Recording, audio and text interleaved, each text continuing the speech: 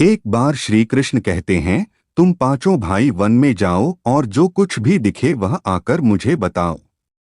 मैं तुम्हें उसका प्रभाव बताऊंगा। पांचों भाई वन में गए। युधिष्ठिर महाराज ने देखा कि किसी हाथी की दो सूंड है। यह देखकर आश्चर्य का पार न रहा। अर्जुन दूसरी दिशा में गए।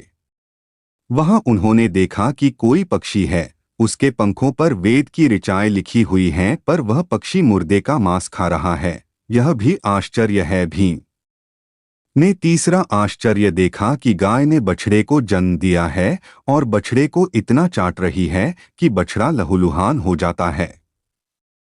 सहदेव ने चौथा आश्चर्य देखा कि 6-7 कुएं हैं और आसपास के कुओं में पानी है, किंतु बीच का कुआं खाली है।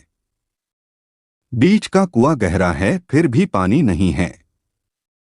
पांचवें भाई नकुल ने भी एक अद्भुत आश्चर्य देखा कि एक पहाड़ के ऊपर से एक बड़ी शिला लुढ़कती लुढ़कती आती और कितने ही वृक्षों से टकराई, पर उन वृक्षों के तने उसे रोक न सके। कितनी ही अन्य शिलाओं के साथ टकराई, पर वह रुक न सकी।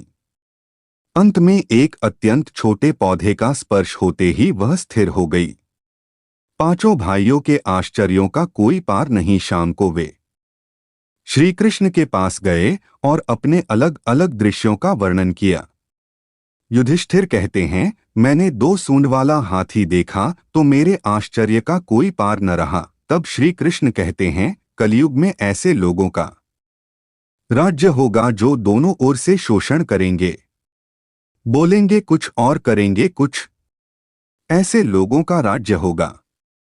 इससे तुम पहले राज्य कर लो। अर्जुन ने आश्चर्य देखा कि पक्षी के पंखों पर वेद की ऋचाएं लिखी हुई हैं और पक्षी मुर्दे का मांस खा रहा है। इसी प्रकार कलयुग में ऐसे लोग रहेंगे जो बड़े बड़े पंडित और विद्वान कहलाएंगे, किंतु वे यही देखते रहेंगे कि कौन सा मनुष्य मरे और हमारे नाम से संपत्ति कर जाए। संस्था के व्यक्ति विचारेंगे कि कौन सा मनुष्य मरे और संस्था हमारे नाम से हो जाए। हर जाति धर्म के प्रमुख पद पर बैठे विचार करेंगे कि कब किसका श्राद्ध है, चाहे कितने भी बड़े लोग होंगे, किंतु उनकी दृष्टि तो धन के ऊपर, मांस के ऊपर ही रहेगी।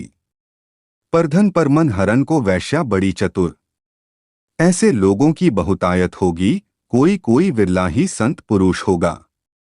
भीम ने तीसरा आश्चर्य देखा कि गाय अपने बछड़े को इतना चाटती है कि बछड़ा लहूलुहान हो जाता है। कलयुग का आदमी शिशुपाल हो जाएगा। बालकों के लिए इतनी ममता करेगा कि उन्हें अपने विकास का अवसर ही नहीं मिलेगा। किसी का बेटा घर छोड़कर साधु बनेगा तो हजारों व्यक्ति दर्शन करेंगे, किंतु यदि अपना बेटा साधु बनता होगा तो रोएंगे कि मेरे बेटे का क्या होगा। इतनी सारी ममता होगी कि उसे मोहमाया और परिवार में ही बांधकर रखेंगे और उसका जीवन वहीं खत्म हो जाएगा। अंत में बेचारा अनाथ होकर मरेगा। वास्तव में लड़के तुम्हारे नहीं हैं, वे तो बहुओं की अमानत हैं। लड़कियां जमाइयों की अमानत हैं और तुम्हारा यह शरीर मृत्यु की अमानत है। तुम्हारी आत्मा परमात्मा की अमानत है। तुम अपने शाश्वत संबंध को जान लो बस।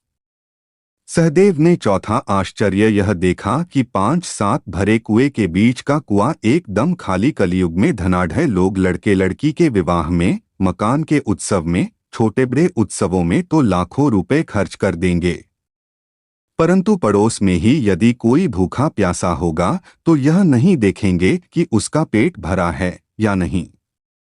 दूसरी ओर मौज मौज में शराब, कबाब, फैशन और व्यसन में पैसे उड़ा देंगे, किंतु किसी के 2 आंसू पोंछने में उनकी रुचि न होगी, और जिनकी रुचि होगी उन पर कलयुग का प्रभाव नहीं होगा, उन पर भगवान का प्रभाव होगा। पांचवा आश्चर्य यह था कि एक बड़ी चट्टान पहाड़ पर से लुढ़की, वृक्षों के तने और चट्टानें उसे रोक न पाए, किंतु एक छोटे से पौधे से टकराते ही वह चट्टान रुक गई। कलयुग में मानव का मन नीचे गिरेगा, उसका जीवन पतित होगा। यह पतित जीवन धन की शिलाओं से नहीं रुकेगा, न ही सत्ता के वृक्षों से रुकेगा, किंतु हरिनाम के एक छोटे से पौधे से, हरि कीर्तन के एक छोटे से पौधे मनुष्य जीवन का पतन होना रुक जाएगा।